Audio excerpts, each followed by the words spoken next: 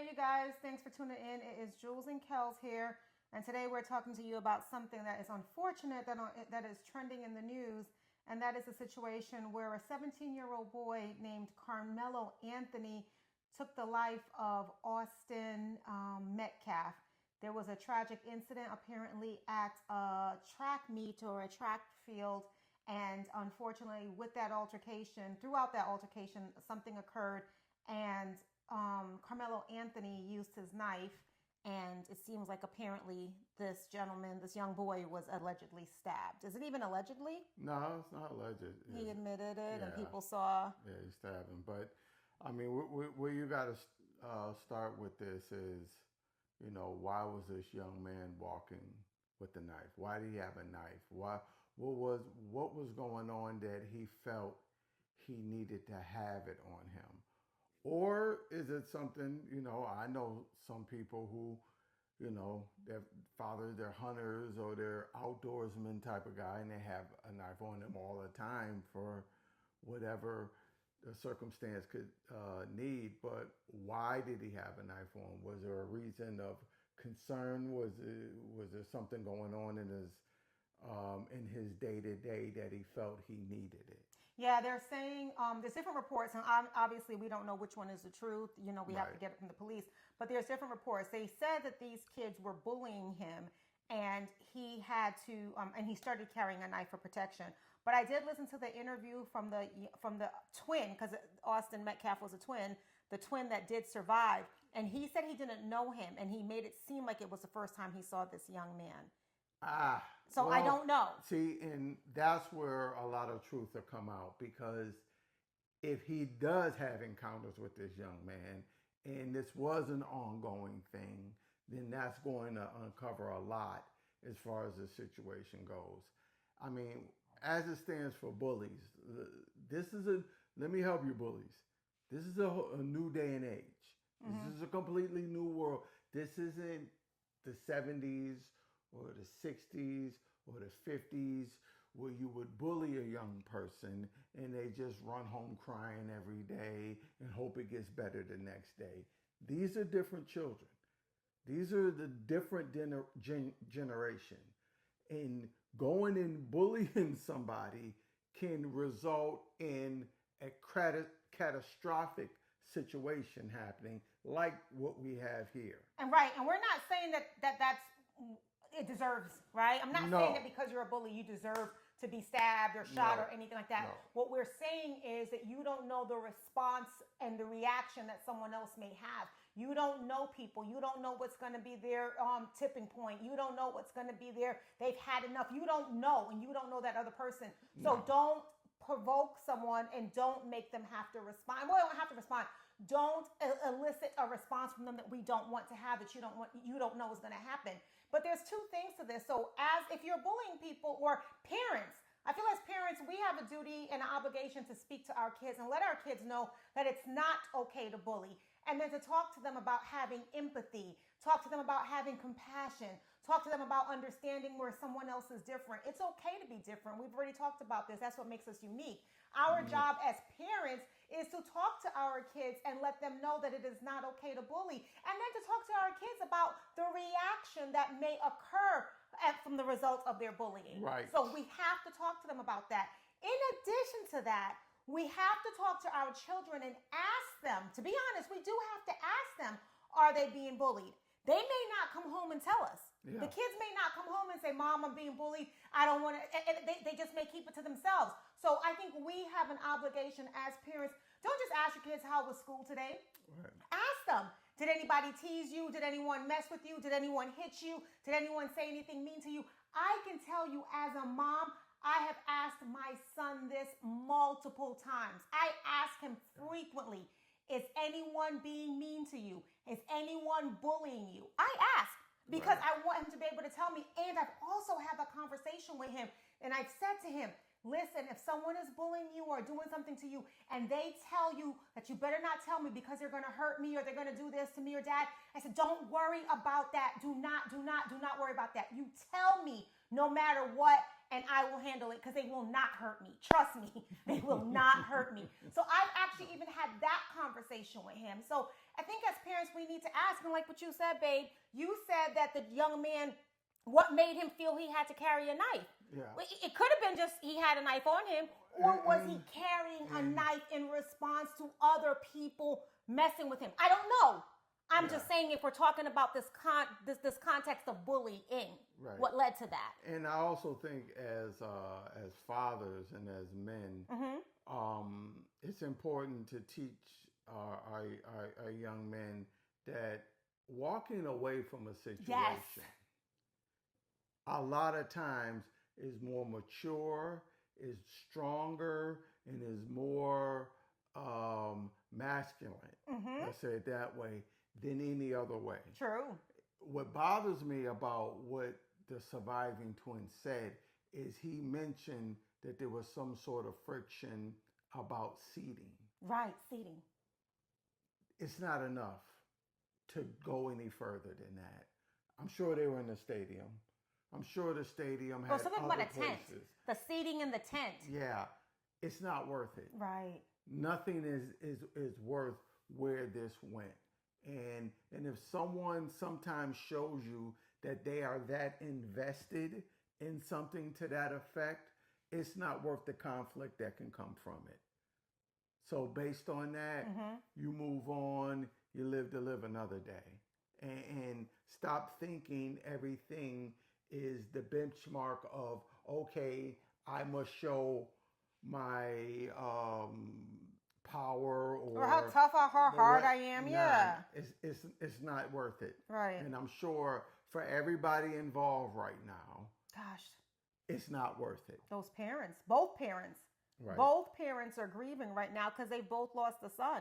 You know, obviously the one, Austin Metcalf, is dead. Unfortunately, his life is gone. It's never, ever going to come back. There's nothing we can do about that. But even for Karmelo Anthony, who's alive, his life is forever changed. Forever changed. And, you know, now he's in jail. I don't know what's going to happen. They have to go through the court, go through the process. But even if they find him not guilty, his life outside will never be the same. He will never be the same as a human being. If they find him guilty, his life in prison. Can you imagine? Yeah, I mean, either way it goes from that young man, the impact is catastrophic either way it goes. And for all involved, seating at a track meet and macho bravado for no reason isn't worth what this accumulated to.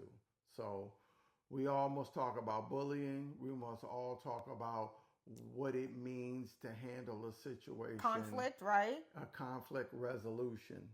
And the de-escalating techniques. De-escalation, de-escalation is everything. I mean, even adults, we need to work on it.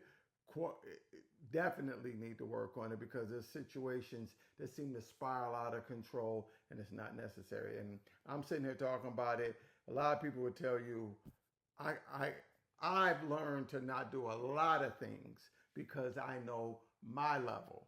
So I know, okay, Kelly, you're not good at doing this and this with people. So when you see this situation come, you go that way. Right. And you do that all the time. That's way better than what can happen from the conflict. One of the things I always tell my wife, you don't go through people, you go around them. You know what I mean? There's always a route around people. When you go through people, that clash can go anyway. Implode. Yes. Big explosion. So don't go through people, go around them. Yeah. So anyway, that's what we wanted to talk to you guys about today. That's unfortunately the stories in the news. A lot of hateful things are being said about both. They're saying things again about race.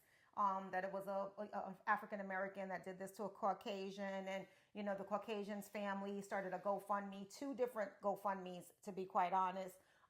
Quickly, to be honest, again, real quick, in the wake of their child. I am not going to tell someone what to do or what not to do when they are grieving. I don't know. Thankfully, I've never experienced that.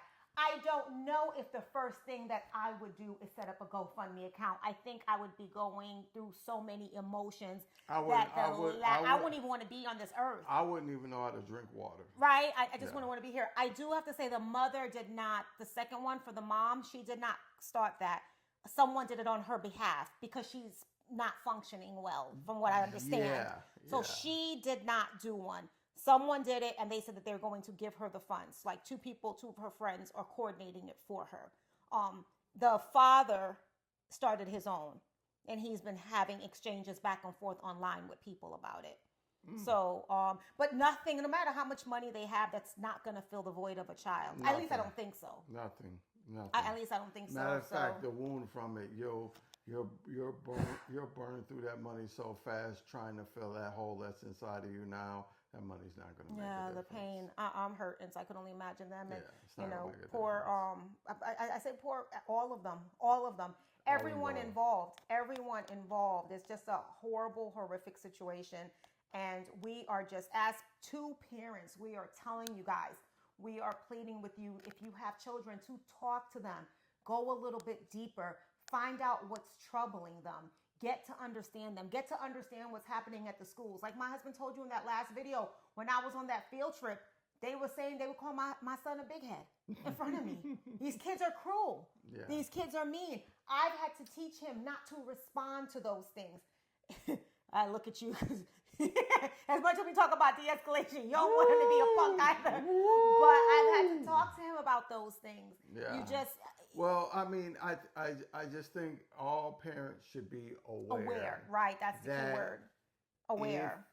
If your kid is the one bullying, that doesn't mean they're at an advantage right now. Not in this day and age. That could be putting them at an extreme disadvantage in a situation. They can be exposing themselves, and there could be the one that is way more vulnerable than the one that's being bullied, because the one that's being bullied is perceived to be weak. Note I said perceived to be weak, okay? And when those tables turn, what could happen to your child that you feel is the tougher one and the big bully one could be insurmountable amount of pain. So let's work on these kids and make sure they don't think that that's an okay thing to do, or blindly attacking some other kid because you feel like it. None of that works for anybody.